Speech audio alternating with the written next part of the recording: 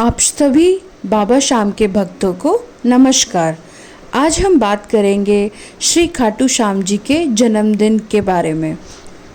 सबसे पहली बात तो, हे बाबा श्याम, मुझे आपका जन्मदिन मनाना नहीं आता।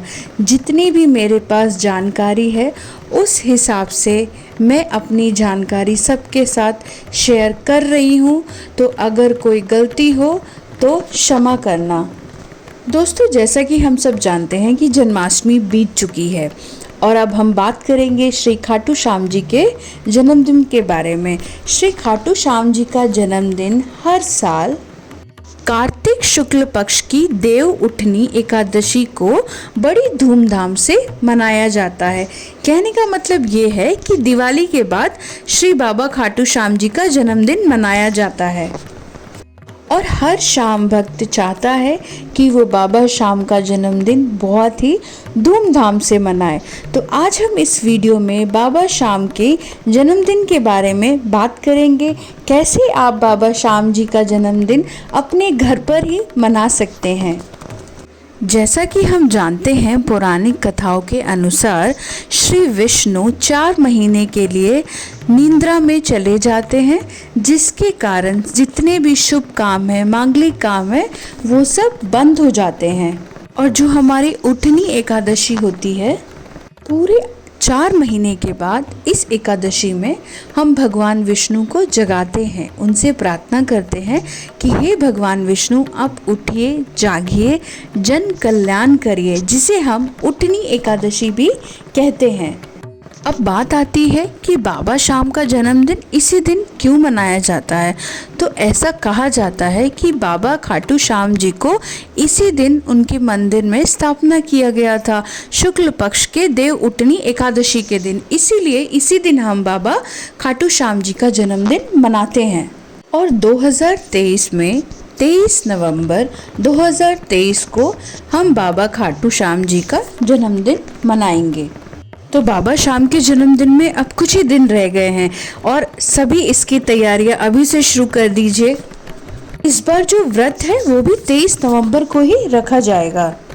तो इस दिन आप चाहें तो एकादशी और बाबा श्याम जी के लिए दोनों का व्रत एक साथ रख सकते हैं।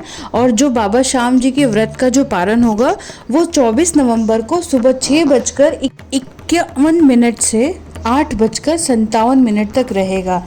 6:51 से 8:57 तक आप 24 नवंबर को पारण कर सकते हैं अपने व्रत का। तो अब बात आती है बाबा श्याम के जन्मदिन वाले दिन क्या करें। सुबह आप स्नान वगैरह से निवृत्त होकर बाबा श्याम के मंदिर जाकर उनको प्रणाम करिए। आपके आसपास का कोई भी मंदिर जहाँ पे बाबा श्याम की प्रतिमा स्थापित हो, वहाँ आप जाइए और उनको प्रणाम करिए।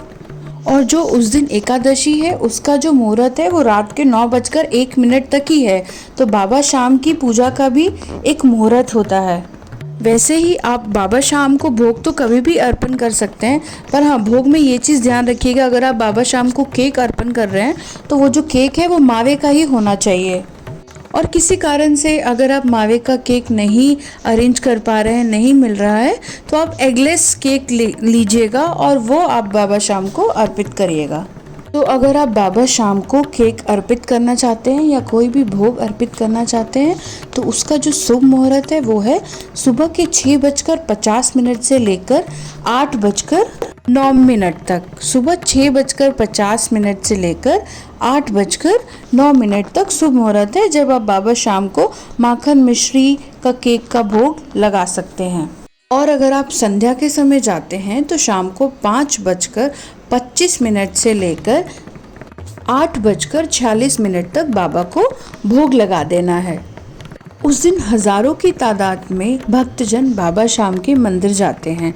तो अगर आपसे पॉसिबल नहीं है तो आप अपने घर में ही बाबा श्याम का जन्मदिन बड़ी धूमधाम से मना सकते हैं।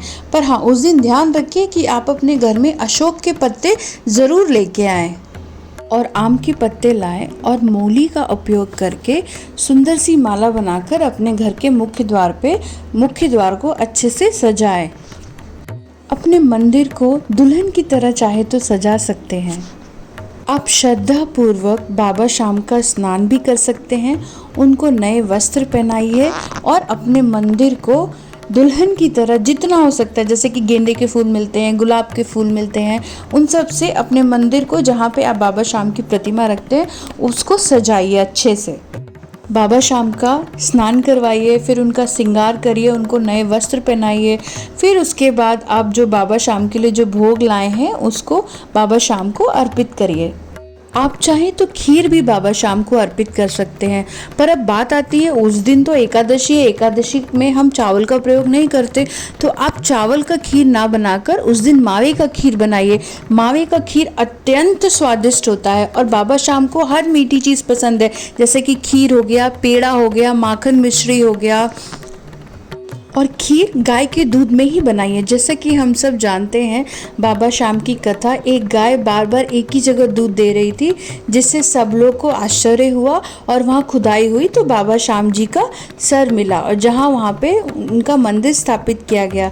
इसीलिए बाबा शाम जी को जो मेवे का खीर चढ़ाया जाता है वो गाय के दूध का ही होता है।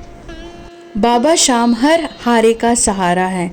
उन्हें भगवान श्री कृष्ण ने आशीर्वाद दिया है कि जो चारों तरफ से मनुष्य हार कर तुम्हारे दरबार में आएगा, तुमसे विनती करेगा, तुम उसको सहारा दोगे, तुम उसका कल्याण करोगे और तुम खाटू में रह के सबका जगत कल्याण करोगे। इस तरीके से आप बाबा शाम को भोग अर्पित करें, पूजा आरती आराधना करें और इसके बाद आप अपने पूरे घर में दिए अवश्य जलाएं। गाय के घी के दिए उस दिन आपको पूरे घर में जलाने हैं और 11 दिए जलाने हैं आपको गाय के घी के दिए। और बाबा के प्रिय भोग में गाय का कच्चा दूध, खीर, चूरमा और मावा माना जाता है। गाय के घी का दिया जलाए, गाय के दूध का ही खीर बनाए। तो हम सब बाबा के जन्मदिन का बहुत ही बेसब्री से इंतज़ार कर रहे हैं। और हाँ, तुलसी के पत्तों को आप अपने भोग में ज़रूर ही शामिल करिएगा। उस दिन एकादशी है तो उस दिन मत तोड़िएगा, एक दिन पहले ही आप तुलसी के पत्तों को तोड़ के रख लीजिएगा। सबसे पहले गणेश जी का पूजन करें, उसके बाद अपने सभी देवी देवताओं का पूजन करें, उसके बाद आप बाबा शाम का श्रद्धा पूर्वक, विधि पूर्वक पूजन करें। बाबा शाम को उनके जन्मदिन की बधाइयाँ देनी है, उनको बोलना है कि बाबा शाम, मुझे आपका जन्मदिन मनाना नहीं आता, जितना मैं कर सकता था या कर सकती थी अपनी जानकारी के अनुसार ऐसा मैंने किया। अगर कोई गलती हो तो प्लीज़ मुझे क्षमा करिएगा, भूल चूक को माफ़ करिएगा। आप हम पर अपनी कृपा सदैव बनाए रखें। आप ही हो हम सबका सहारा, हर हारे का सहारा, बाबा शाम हमारा। इस तरीके से बाबा शाम की असीम कृपा हम सब पर सदैव बनी रहेगी। जय हो बाबा शाम की, जय भोलेनाथ।